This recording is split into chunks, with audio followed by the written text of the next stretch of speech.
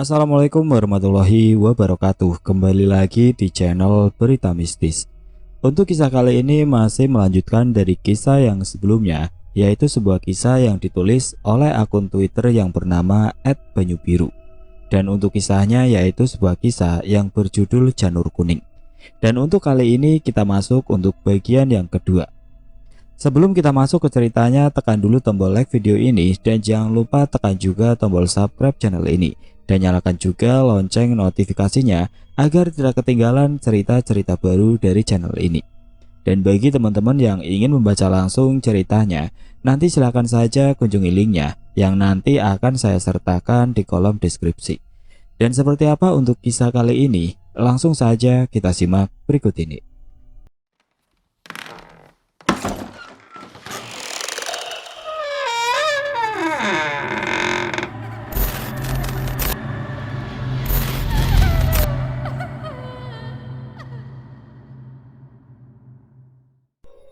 Sesampainya di rumah, kami berdua langsung bersih-bersih sesuai pesan mama.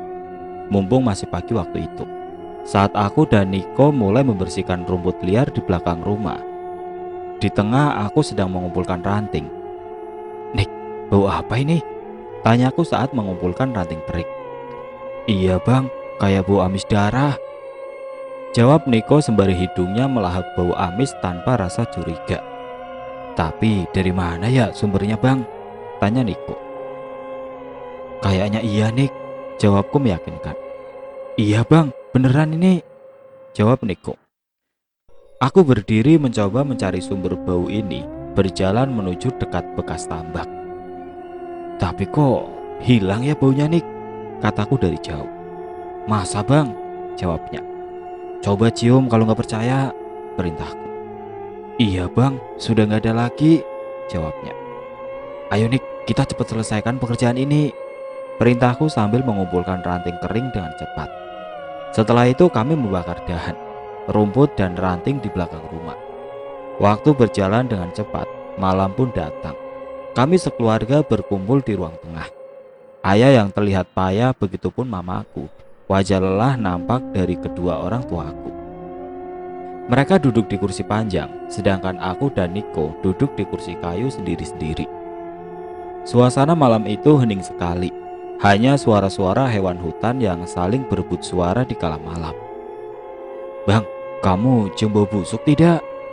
kata mamaku yang memulai pembicaraan di ruang tamu. "Bau busuk apaan mak?" jawabku. "Iya bang, kamu cium tidak?" saut ayah. Malam itu aku langsung menghirup udara di ruang tamu dalam-dalam. Pelan-pelan kurasakan dan benar kata ayah sama mamaku tentang bau ini. "Iya mak, benar, bau busuk apa ini?" tanyaku. "Ih, bau busuk sekali," timpal Niko. Semakin lama aroma busuk itu semakin terasa menyengat. Aku berjalan pelan-pelan untuk mencari sumbernya. Tapi anehnya, lama-kelamaan bau ini hilang dengan sendirinya. "Mak, baunya kok udah gak ada ya?" kataku masih berdiri mencari sumber bau itu. "Iya bang, baunya sudah gak ada," jawab mama. "Mungkin itu bau dari bekas tambak belakang rumah," tegas ayahku. Sudah, gak usah dicari lagi bang, kita bahas yang lain," perintah ayah. Sehabis aku mencari bau yang aneh ini, kami mengalihkan topik pembicaraan tentang sekolahku dan Niko. Memang untuk urusan pendidikan, mama paling getol dan disiplin. "Ya udah bang, besok pagi kau siap-siap didaftarin sekolah sama ayahmu," kata mama. "Niko kapan mak?" sahut Niko. "Niko Selasa saja ya, gantian sama abang kau," jawab ayah. Hari Senin kemudian aku diantar ayah ke sekolah baruku. Aku didaftarkan di sebuah sekolah SMA yang jarak dari rumah sekitar 1 jam. Suasana baru dan menyenangkan pagi itu. Setelah selesai urusan administrasi, aku langsung masuk ke kelas dan berkenalan dengan teman-teman baru. Di sini aku langsung jadi pusat perhatian.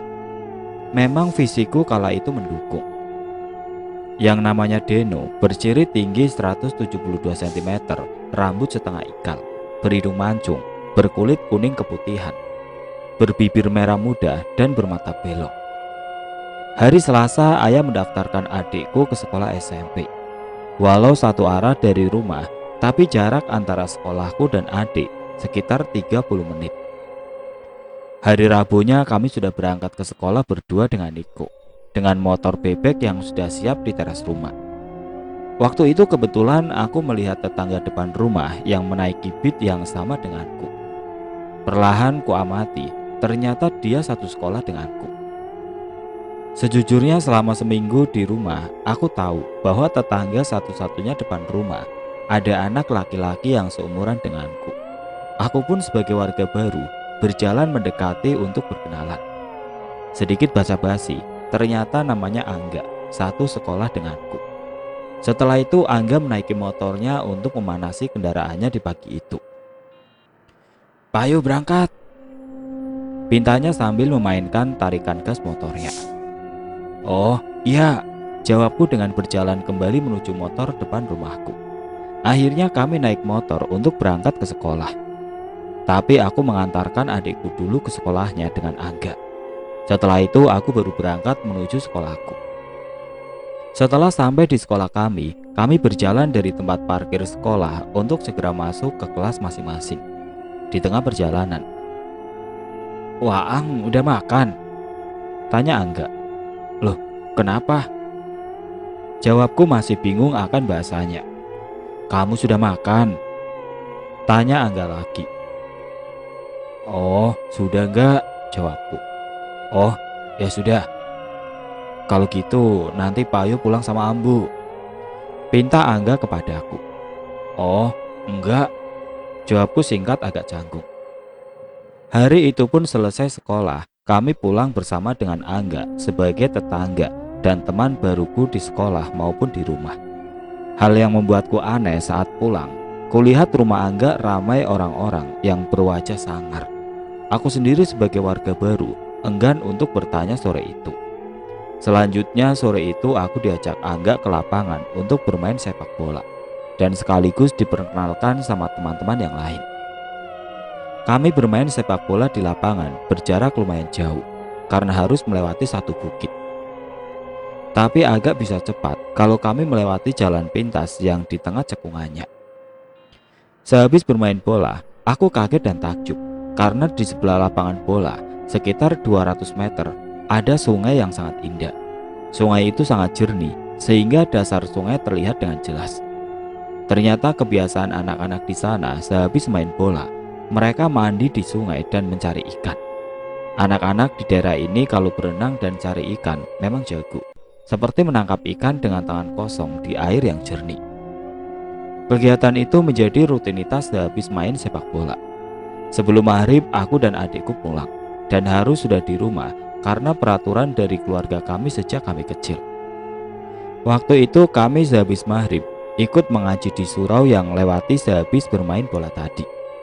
Jadi kegiatanku sehabis maghrib berangkat jalan kaki ke atas gunung sampai di surau, kira-kira 1 jam perjalanan.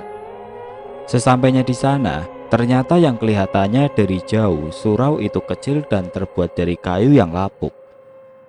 Setelah kami masuk ke dalam, tempatnya terlihat kokoh dan terdapat ukiran ornamen di beberapa ruas tiang penyangga dari daerah ini. Surau kayu ini penerangannya sangat minim, hanya satu lampu minyak tanah, itu pun ditaruh di depan meja ustadz.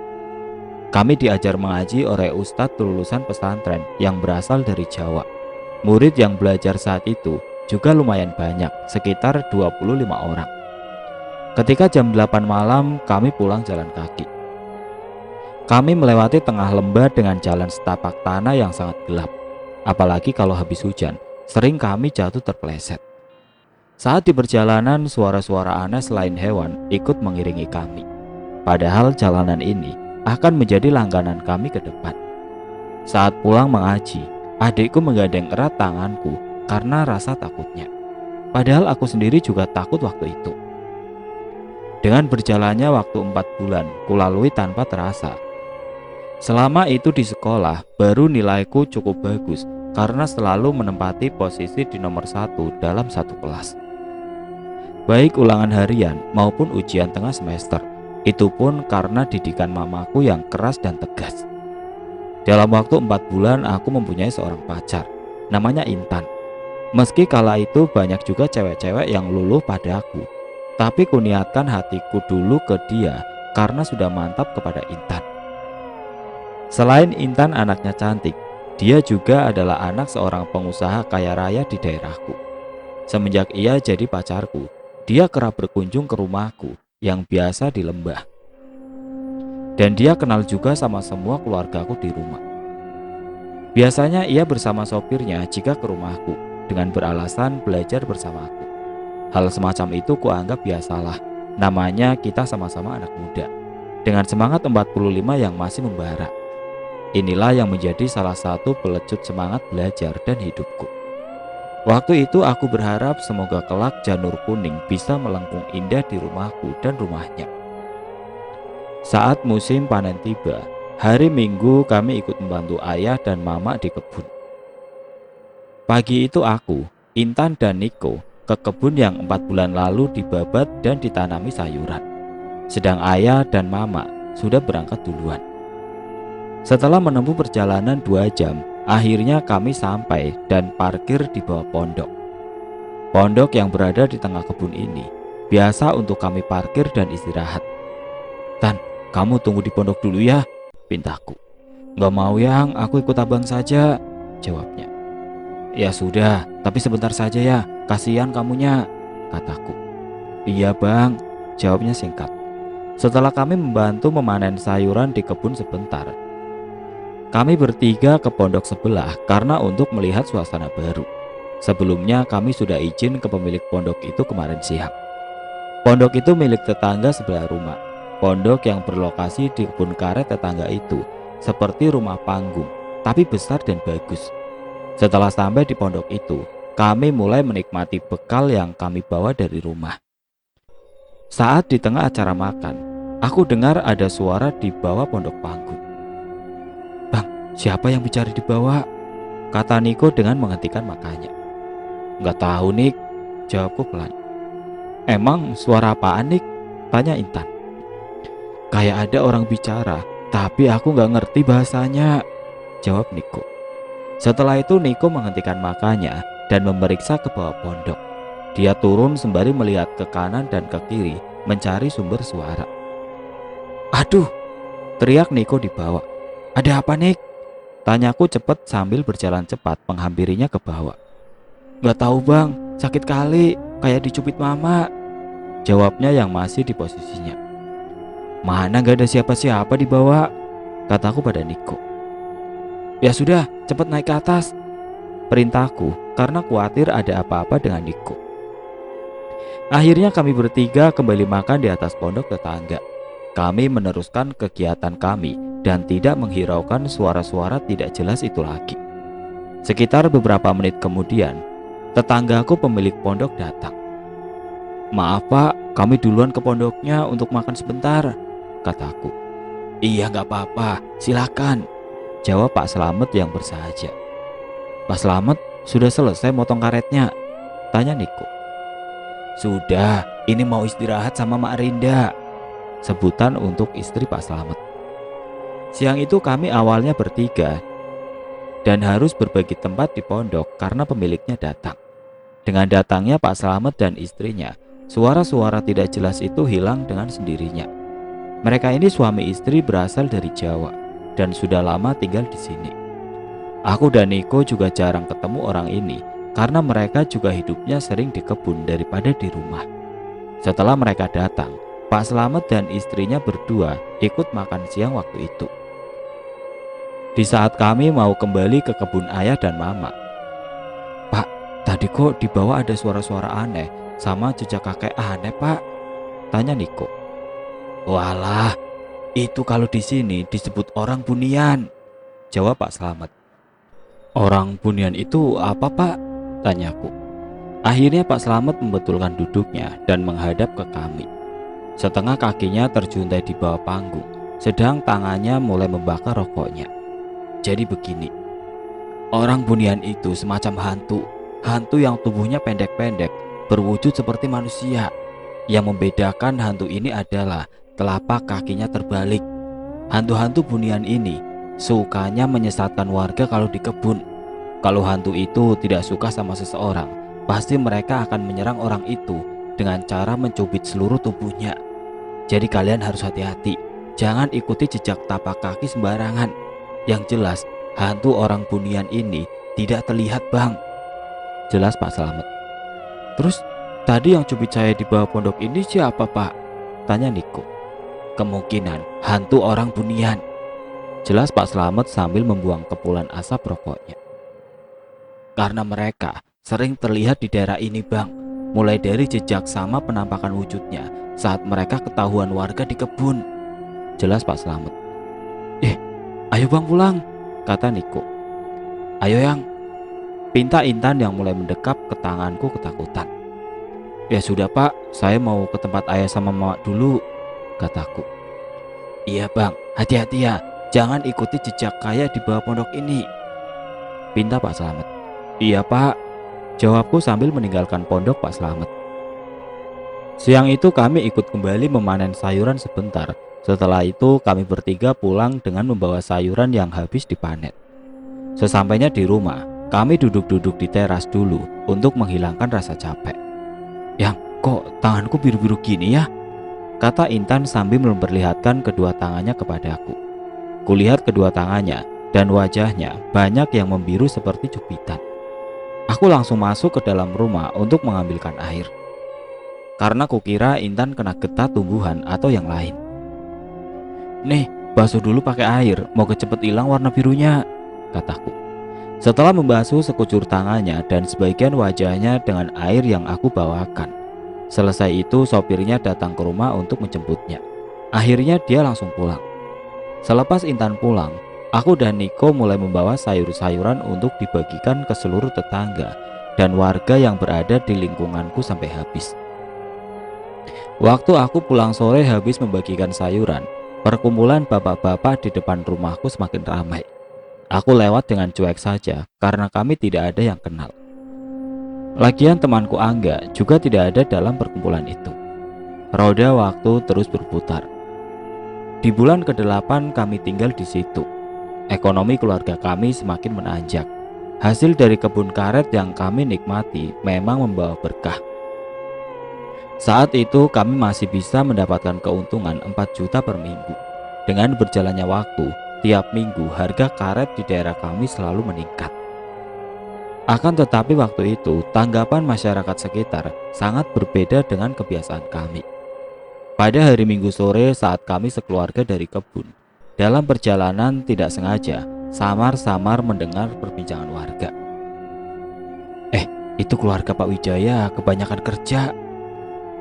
Iya tuh, yang dipikirin tiap hari dunia melulu. Bener Mak, otaknya cuma kerja sama duit. Perbincangan para tetangga ini menyinggung kami. Tapi kami ambil sikap diam saja karena masih tergolong baru di lingkungan pelosok ini. Mereka beranggapan bahwa kami terlalu memikirkan harta dan dunia. Padahal kerja keras dan ulet itu sudah jadi budaya keluarga ayah dari Jawa dan ibuku suku Batak.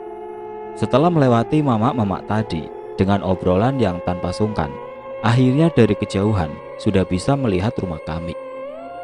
Saat kami berjalan mau masuk ke halaman rumah, tetangga depan rumah kami sangat ramai, tidak seperti biasanya. Tambah lagi John, teriak pria X yang sedang tidak memakai baju, memegang gelas minuman keras sambil berjoget.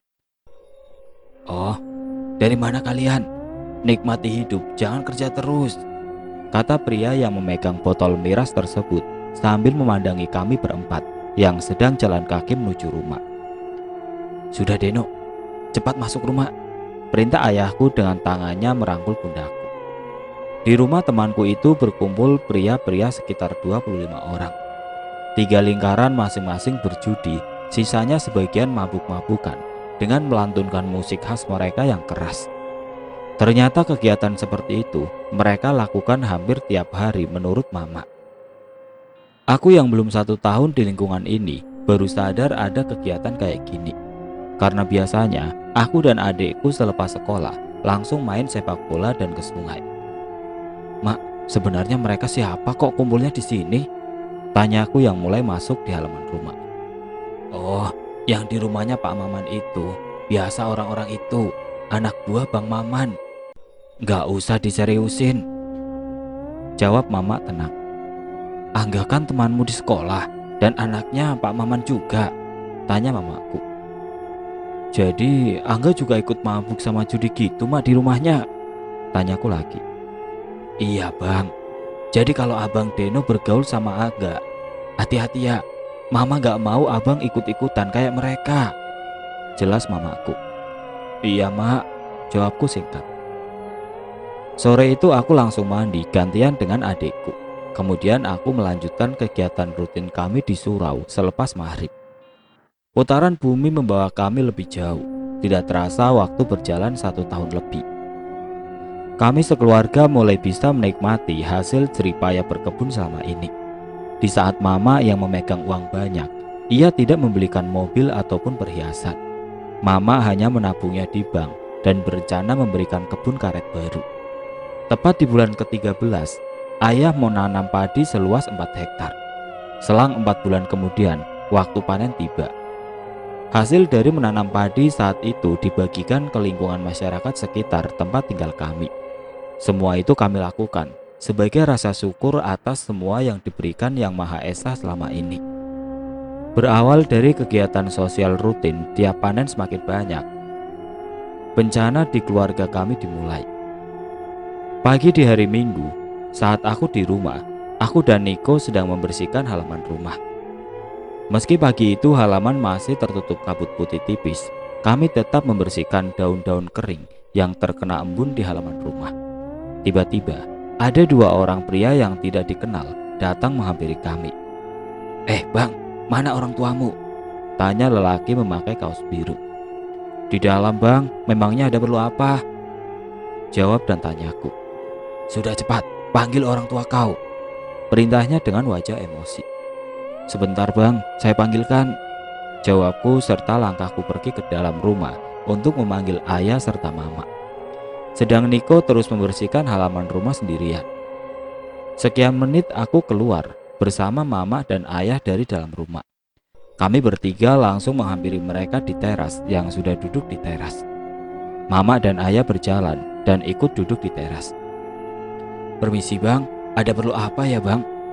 Tanya mama yang menghampiri mereka berdua, sedang aku dan ayah di belakang mama. Ini mak, saya mau ambil tanah milik saya, jawab pria memakai kaos itu. Abang ini siapa dan dari mana? Kok tiba-tiba datang mengaku-ngaku mau ambil tanah kami? Tegas mama. Saya Agus, dan bapak ini Heru. Saya dari desa sebelah, saudaranya Herman. Jelas orang yang mengaku namanya Agus, serta tangannya menunjukkan sosok yang bernama Heru. Oh begitu, maksudnya tanah yang mana bang? Tanya mama bingung mendengar jawaban pria yang bernama Agus. Yang kebun karet yang Pak Wijaya garap sekarang, jawab Agus sambil menunjuk ayahku. Kebun ini kan sudah jadi milik kami bang, sudah saya beli dari Herman setahun yang lalu, jawab ayah. Ini kebun kami, bukan kebun Herman, bentak Agus. Ini kebun kami beli secara sapa, saya beli dari Herman, suara keras mama. Jangan marah mak, ini kebun saya juga, saya ingin segera kebun saya dikembalikan, tegas pria bernama Heru. Ya nggak bisa pak, tanah serta kebunnya sudah jelas-jelas kami beli, jawab ayah. Nggak bisa gimana, ini sertifikatnya, kata Agus sambil menunjukkan kopi 2 bendel sertifikatnya kepada mama dan ayah. Ayah dan mama mengambil 2 sertifikat tanah itu dari Agus. Mereka membaca pelan-pelan dan teliti. Sertifikat A dengan luas 7 hektar letak bidang di kebun karet kami. Sertifikat B dengan luas 8 hektar letak bidang sama di kebun karet kami. Sesuai nama mereka di lampiran fotokopi KTP Agus dan Heru di halaman depan kopian sertifikat itu. Setelah selesai mama mengecek sertifikat itu, wajah ayah dan mama berubah seketika menjadi merah padam, seakan terkena bencana yang tidak diinginkan. Dengan cepat mama bergegas masuk ke dalam rumah untuk mengambil sertifikat kami yang sudah jadi. Sekian detik, mama dengan berjalan cepat sudah kembali ke teras dan kembali berkumpul bersama kami. "Ini sertifikat asli kami," kata mama serta tangannya mengangkat sertifikat tanahnya. Pagi itu kami sekeluarga menjadi bingung mendadak. Adikku berjalan perlahan menuju kepadaku karena melihat keadaan mulai memanas di teras rumah kami. Suasana yang dingin di lembah sudah tidak bisa mendinginkan akal sehat mereka. Perdebatan panjang seakan tiada henti antara mereka berdua yang baru dikenal dengan kedua orang tuaku. Saat Agus yang mulai tersulut emosi, tangannya mulai mengayunkan ke arah ayah. Dia menonjok ayah. Dengan cepat mama berjalan mendekat di samping ayah dan menepis tangan Agus. Wajah mama yang sudah terlihat marah dengan cepat mengangkat tubuh Agus ke atas dengan kedua tangannya. Tangan mama langsung membantingnya bagi melempar gelas. Bruk. Waktu itu aku melihat mama sudah kerasukan arwah dari leluhur Simalungun. Tenaganya menjadi berlipat-lipat sangat kuat dan susah dikalahkan sama orang biasa. Kami bertiga hanya diam mematung. Tidak ada yang berani menghentikan kemarahan mama pagi itu. "Kesini kau, kalau berani," bentak mama kepada Heru. "Ayo, siapa takut?" jawab Heru berjalan menuju mama dengan kedua tangannya yang sudah terkepal. Tiba-tiba tangan kanan Heru secara cepat mulai memukul ke arah wajah mama. Hantaman tangan kanan Heru sedikit mengenai pipinya mama. Mama hanya diam tidak bergeming, seakan kena belayan sapu tangan. Tapi kepalan mama dengan cepat membalas. Tangan mama langsung menghantam kepalanya tepat di pelipisnya. Di saat tangan mama sudah mengenai kepalanya Heru, dia langsung tersungkur ke lantai, sedang tangan mama terus melaju sampai menghantam tembok. Brak! Pukulan mama pagi itu sampai menjebolkan tembok depan rumah kami. Setelah itu, mereka berdua yang masih terbaring di lantai dengan sadar. Mereka terlihat kalau diteruskan berantem tidak akan menang dan tahu kekuatan mama yang besar. Hanya kode dari kedua kepala mereka yang saling mengangguk dan tanpa permisi mereka langsung lari dari rumahku. Setelah selesai kejadian di pagi itu, kami kembali beraktivitas seperti biasanya. Kedua orang tuaku menganggap masalah ini sudah selesai. Kami anggap pagi itu hanya dua orang yang mencari-cari masalah saja. Setelah itu aku dan Niko kembali ke halaman rumah untuk bersih-bersih. Waktu semakin siang, kami malam main disuguhi bau amis darah yang lama di halaman. Padahal sudah berulang kali sebelumnya kami mencari sumbernya, tapi tidak pernah menemukan bau-bau tidak sedap itu. Menjelang malam hari pun, kami disuguhi bau busuk bangkai dengan durasi yang lama. Itu pun kami juga tidak mengetahui keberadaan sumbernya. Waktu terus berjalan. Sampai pagi, aku dan Niko menjalankan kewajibanku sekolah, sedangkan mama dan ayah tetap kembali bekerja di kebun. Setelah pulang sekolah, kami melihat ayah dan mama ketakutan panik serta bingung. Mereka mondar-mandir keluar masuk kamar. Mereka juga sama-sama menggerutu, mengeluarkan bahasa asal masing-masing yang tidak aku mengerti. Sore hari yang rencananya kami mau main bola dan mencari ikan di sungai, terpaksa batal. Aku dan Niko hanya duduk di ruang tamu, melihat dan menunggu kondisi mereka tenang. Sekian menit mereka akhirnya duduk di ruang tamu bersama dengan kami.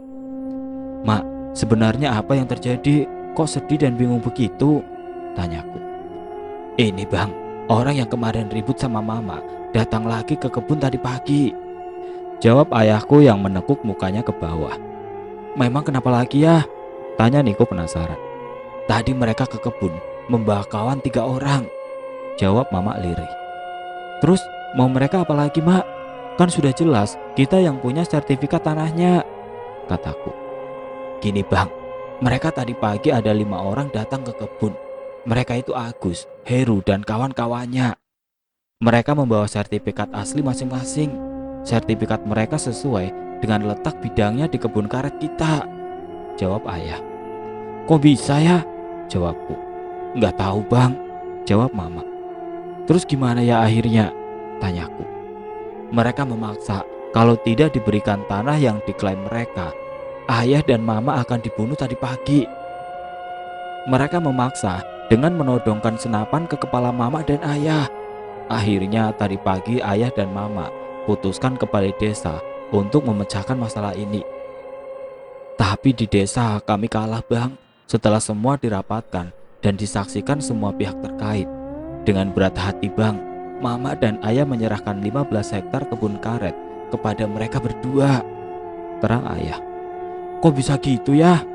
Jawabku tidak terima. Sudahlah Bang, Abang diam saja. Daripada kita sekeluarga kenapa-napa, sahut Ayah yang terlihat sedih. Pak Hermannya kemana Mak? Apa Ayah dan Mama tidak mencarinya? Tanyaku lagi. Hermannya menghilang Bang. Sebelum Ayah tadi negosiasi, kami semua mencari Herman untuk tanggung jawab. Sekian lama kita mencari Herman, termasuk keluarga dan perangkat desa ikut mencari. Tapi keberadaan dia tidak ada lagi. Mulai dari tempat yang pertama kali dia menunjukkan tempat tinggalnya sampai alamat terakhir, jawab Ayah yang masih shock. Sudahlah Bang, Mak, kita ambil pelajaran dari semua ini. Semoga tidak terulang lagi, jawab Ayah. Sore itu menjalankan waktunya hingga malam. Kami semua terpukul akan hal ini. Jadi mulai hari itu, lahan kami otomatis berkurang, jadi tinggal 10 hektar. Padahal kebun karet kami sebagai andalan untuk bertahan hidup. Sementara si penjual tidak bertanggung jawab dan kabur hilang entah kemana rimbanya sampai sekarang. Oke teman-teman, sampai di sini dulu ceritanya. Nantikan kelanjutan kisah ini di video berikutnya. Agar tidak ketinggalan, klik tombol subscribe channel ini dan nyalakan lonceng notifikasinya. Wassalamualaikum warahmatullahi wabarakatuh.